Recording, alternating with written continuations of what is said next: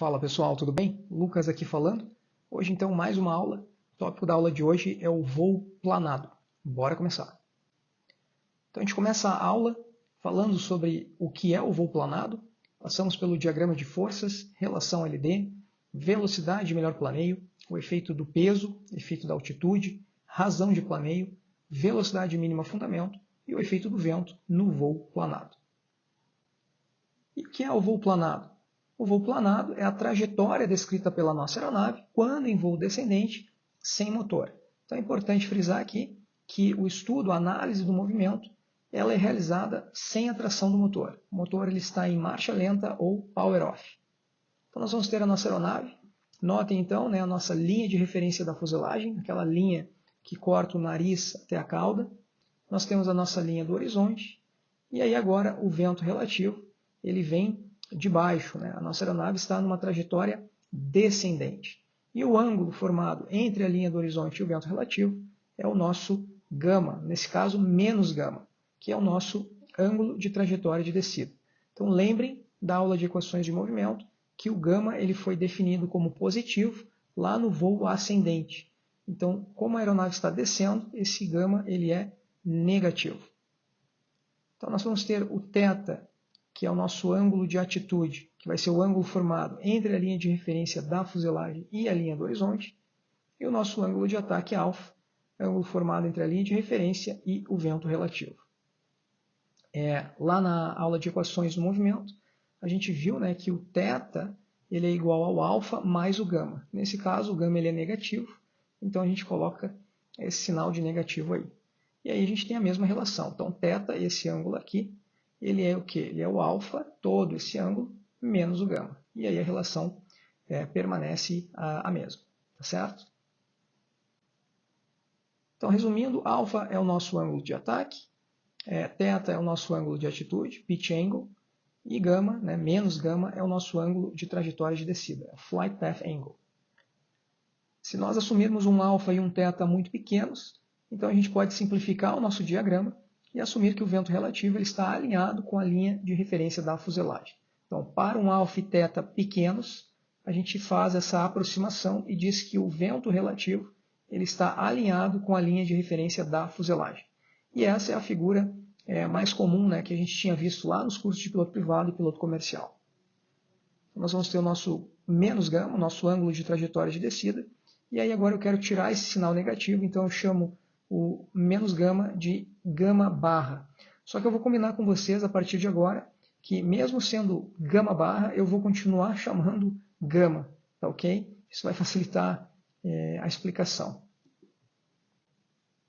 E como é que fica o diagrama de forças no voo planado?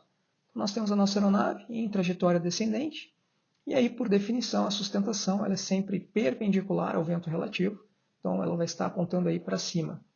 Vertical para baixo, nós vamos ter o nosso peso, e paralela ao vento relativo e oposta ao movimento da aeronave, nós temos o nosso arrasto. E aí notem, pessoal, que o nosso peso ele pode ser decomposto em duas componentes. Então, esse ângulo gama aqui, ele aparece aqui, e aí a gente pode decompor numa componente vertical e numa componente paralela à trajetória. A componente paralela à trajetória é W seno gama, e ela é responsável pela nossa força de tração. Ela que está atuando como a força de tração e se opondo ao arrasto. Então, para uma descida com velocidade constante, nós temos que a sustentação ela é igual a W cosseno gama, ou seja, a sustentação ela é menor que o peso, e o nosso arrasto vai ser igual a W seno gama. E se nós pegarmos o nosso arrasto, W seno gama, e dividirmos pela nossa sustentação, W cosseno gama, nós vamos achar a tangente do ângulo gama.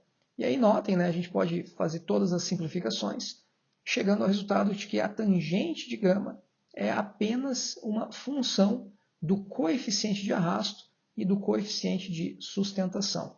Então, aqui eu peguei W seno gama, dividi por W cosseno gama, seno dividido por cosseno é tangente, os pesos se cortam, eu fico com T sobre L, e aí a gente abre a fórmula do arrasto, abre a fórmula da sustentação, muita coisa se corta, então sobrando no numerador o nosso coeficiente de arrasto e no denominador o nosso coeficiente de sustentação. E a gente nota então que para termos um maior planeio, ou seja, maior distância, o nosso gama ele deve ser o menor possível. Então, quanto menor o valor desse ângulo, maior a distância percorrida para uma dada altitude, para uma dada altura. A tangente de gama CD sobre CL a gente pode reescrever como 1 sobre CL CD, e aí, para minimizar o ângulo de descida, nós vamos ter que ter um CD sobre CL mínimo ou um CL sobre CD máximo. E aí notem então que o ângulo de planeio ele não depende do peso da aeronave, né? E ele depende da eficiência aerodinâmica, da relação CL-CD apenas, da finesse aerodinâmica, como alguns livros trazem. Então, na figura aqui, nós vamos poder identificar aqui, quanto maior a relação LD, né, ou CL-CD, menor é o ângulo de planeio e maior é a distância percorrida. E como encontrar CL-CD máximo?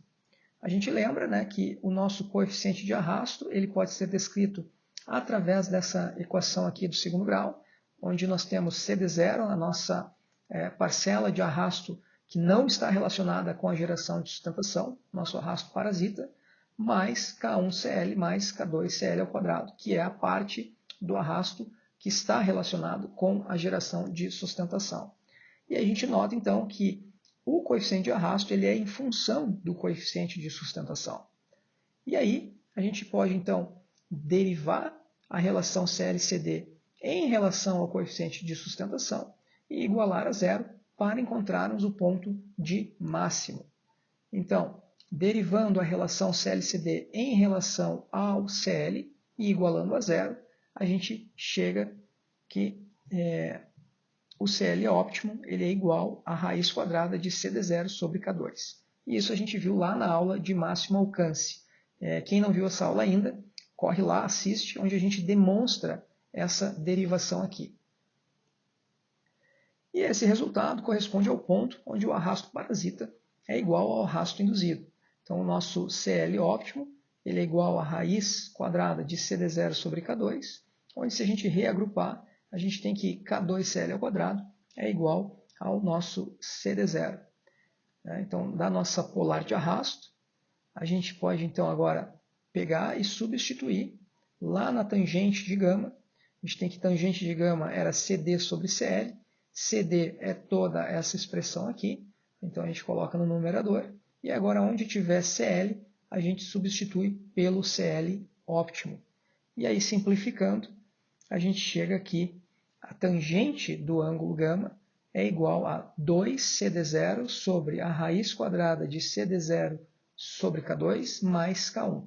Então, novamente, a gente percebe que o ângulo não depende do peso da aeronave. E lembrando, né, CD0 é uma constante, K1 e K2 também são constantes. Então, isso aqui é uma constante, é um número. Ok? E aí notamos que para o gráfico arrasto por velocidade, essa velocidade vai corresponder ao ponto de mínimo arrasto. Então, no nosso gráfico aqui, né, de arrasto por velocidade, nós vamos ter o nosso arrasto induzido. Notem que o arrasto induzido ele é maior para velocidades menores e ele começa a diminuir conforme nós aumentamos a velocidade. Já o arrasto parasita ele é menor em baixas velocidades e ele começa a aumentar quanto maior for a velocidade. E aí, se nós somarmos o arrasto induzido com o arrasto parasita, nós vamos ter aqui em azul o nosso arrasto total. E aí aquele CL, né, a gente viu que o CL óptimo ele é aonde o arrasto induzido é igual ao arrasto parasita, então a gente percebe que ele é o ponto mais baixo da curva e esse ponto vai representar a nossa velocidade de melhor planeio. E aí, para ângulos pequenos, a gente pode dizer que o cosseno de gama é aproximadamente igual a 1. Logo, a sustentação que foi vista como W cosseno gama para o voo planado, a gente pode então aproximar e dizer que a sustentação é aproximadamente o valor do peso. E aí agora, se a gente pegar aquele CL óptimo que a gente encontrou, a gente pode colocar na fórmula para a velocidade, né? Se eu abrir aqui a fórmula da sustentação e isolar para a velocidade, a gente chega aqui a velocidade é igual a raiz quadrada do peso sobre a área da asa, wing loading, vezes 2 sobre ρ, vezes 1 sobre CL. E aí a gente encontra a velocidade de melhor planeio. Então é só substituindo o nosso CL óptimo na velocidade, na fórmula da velocidade, e aí agora a gente encontra a fórmula da velocidade de melhor planeio, que vai corresponder à relação LD máximo. E qual seria o efeito do peso para a velocidade de melhor planeio? Então, da expressão que a gente acabou de encontrar, a gente nota que o peso ele está no numerador, ou seja, quanto maior o valor do peso, maior a velocidade de melhor planeio. Quanto menor o valor do peso, menor a velocidade de melhor planeio. Então, para uma mesma altura h, a aeronave mais pesada ela terá uma velocidade de planeio maior, porém o ângulo de planeio será o mesmo. E aí a gente pode ver isso no gráfico, né? Esse gráfico também é chamado de polar de velocidade, onde aqui no eixo x a gente tem velocidade em nós, e no eixo y a gente tem razão de afundamento, também em nós. Nós vamos ter duas curvas, a curva vermelha aqui um peso baixo e a curva azul um peso alto. Então a curva azul era a aeronave mais pesada do que a curva vermelha. E aí se a gente pegar agora e traçar uma reta lá da origem, o ponto onde essa reta tocar as duas linhas, essa vai ser a nossa velocidade de melhor planeio. Então notem que para um peso menor, a velocidade de melhor planeio ela é menor do que para uma aeronave com um peso maior, que seria a linha azul. Nós podemos também perceber o efeito do peso no gráfico de razão LD por velocidade. Então, no gráfico aí nós temos a razão LD por velocidade. E aí nós temos também duas curvas, onde agora a curva laranja aqui, né, a gente vai dizer que é a aeronave mais leve, então sem lastro, e a curva azul ela é a aeronave mais pesada, com lastro de água. E essas curvas elas são muito utilizadas nas performances dos planadores, né? Porque para os planadores de competição, geralmente os pilotos eles colocam lastro de água, já que o peso, né, não influencia na distância de planeio, ele vai influenciar na velocidade, como geralmente essas competições elas envolvem, né, tempo, então um planador mais pesado vai percorrer a mesma distância mais rápido do que um planador mais leve. Então, por isso esse water ballast que eles chamam aí, tá certo? E aí a gente nota aqui, ó, que na curva azul, a velocidade ela é maior do que para a curva laranja, tá certo? Então, a aeronave mais pesada vai ter uma velocidade de planeio, uma velocidade de melhor planeio maior do que para uma aeronave mais leve. E aí a gente pode verificar aí na figura, né, as duas aeronaves, onde a aeronave azul ela é mais pesada que a aeronave branca, e aí a gente vê então que a distância de planeio ela é igual, mas a aeronave azul ela desce mais rápido do que a aeronave branca. Então a gente tem que o W2 é maior do que o W1 e o V2 é maior do que o V1. E qual seria o efeito da altitude agora no voo planado? Bom, na fórmula que a gente deduziu, a gente tem que a velocidade de melhor planeio, né, a raiz quadrada do nosso peso sobre a área da asa, wing loading, vezes 2 sobre ρ, vezes 1 sobre o nosso CL óptimo. E aí a gente nota aqui, ó, que a densidade ela está no denominador da expressão. Ou seja, quanto maior o valor da densidade, menor a velocidade de melhor planeio. Quanto menor o valor da densidade, maior a velocidade de melhor planeio. E aí a gente pode ver na figura, né, para uma altitude maior, ou seja, menor densidade, a velocidade ela é maior, e aí conforme a nossa aeronave vai descendo, a densidade vai aumentando e a velocidade vai diminuindo. A velocidade de melhor planeio ela diminui. Vamos falar agora então da nossa razão de planeio, glide ratio.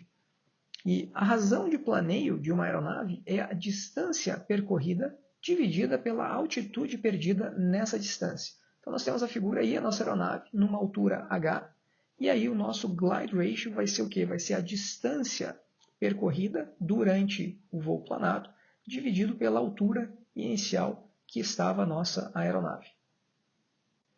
E qual seria a razão de planeio de um A350? Se a gente for no manual da aeronave, na parte de Abnormal Procedures, e pegar lá o procedimento de All Engines Failure, a gente encontra a informação de que a distância máxima de planeio para uma condição sem vento é de 2 milhas náuticas e meia para cada 1000 pés, condição limpa, ou na configuração de pouso de 1,5 milha para cada 1000 pés. E isso significa que em uma configuração limpa, a razão de planeio vai dar aproximadamente 15:1.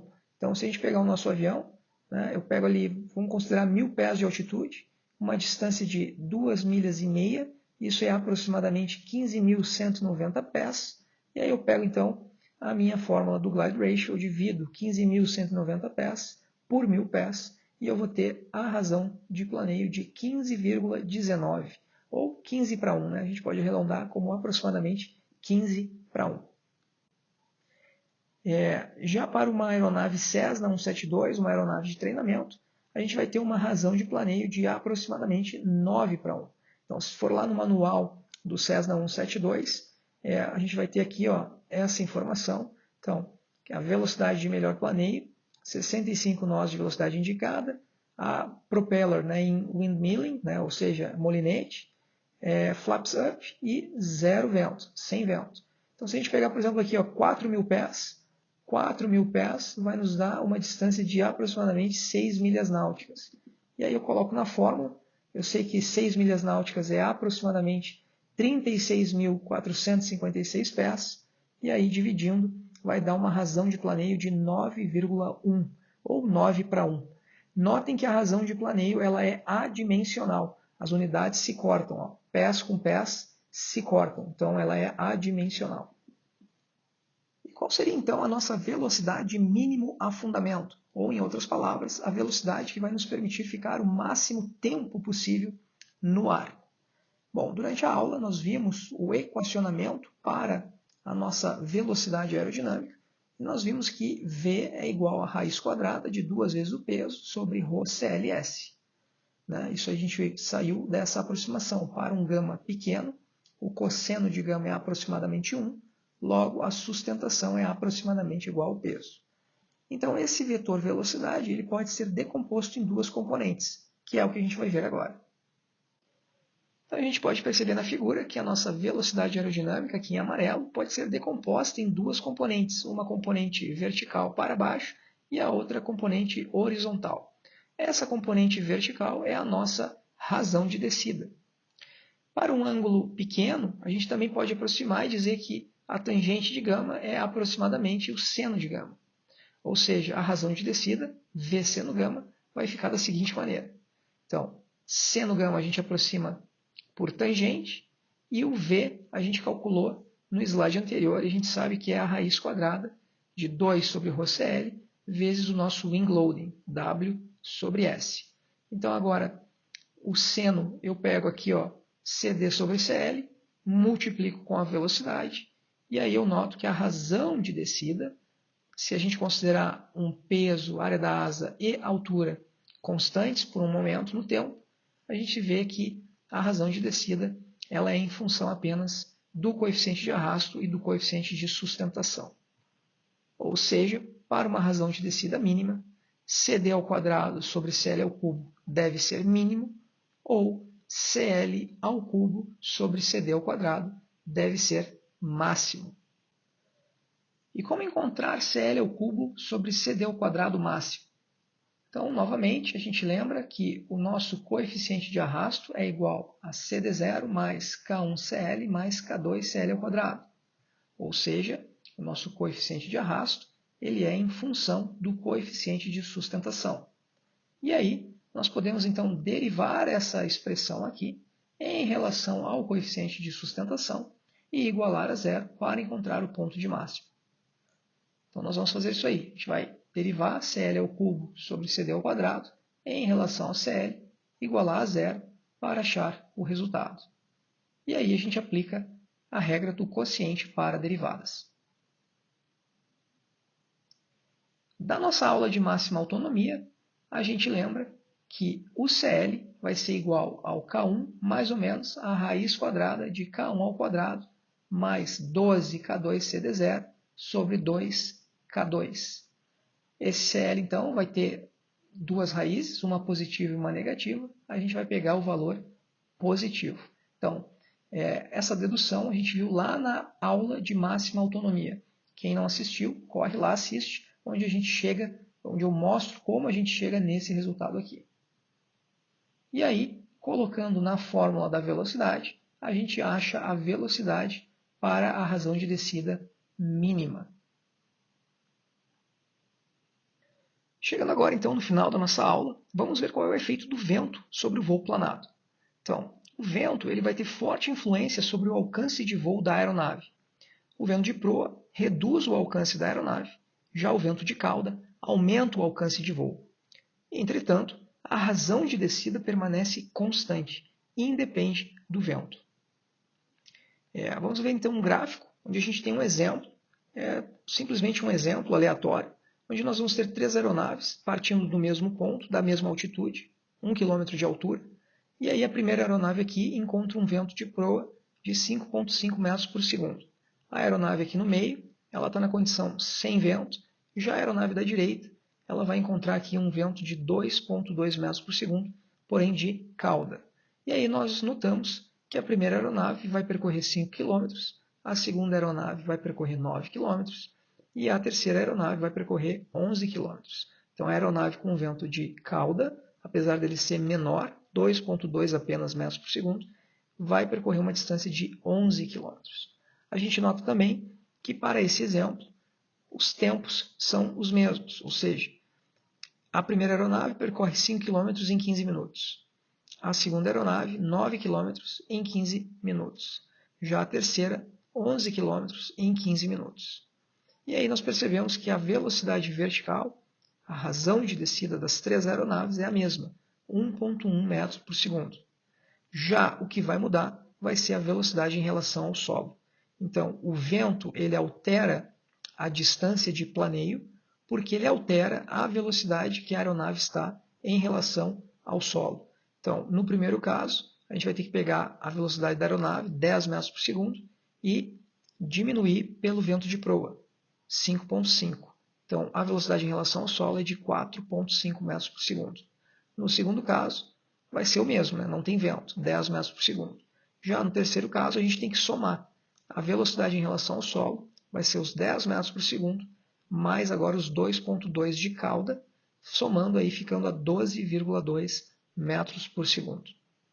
E o segundo efeito que a gente pode perceber é que o vento ele vai influenciar no ângulo de planeio. Então, uma aeronave com vento de cauda vai diminuir o ângulo de planeio, já uma aeronave com vento de proa vai aumentar o ângulo de planeio. E quando eu aumento o ângulo de planeio, eu diminuo a distância percorrida. Quando eu diminuo o ângulo de planeio, eu aumento a distância percorrida. Então, a primeira aeronave, na condição sem vento, voando na melhor velocidade de planeio. Vai atingir uma distância d1. Agora, com vento de proa, a aeronave ela vai aumentar o ângulo de planeio e vai atingir uma distância menor, d2. Então, o γ2 vai ser maior que o γ1, já a distância 1 é maior que a distância 2. E era isso, pessoal. Então, muito obrigado para aqueles que chegaram até aqui. Se gostaram do vídeo, por favor, compartilhem, curtam e até as próximas aulas. Tchau, tchau.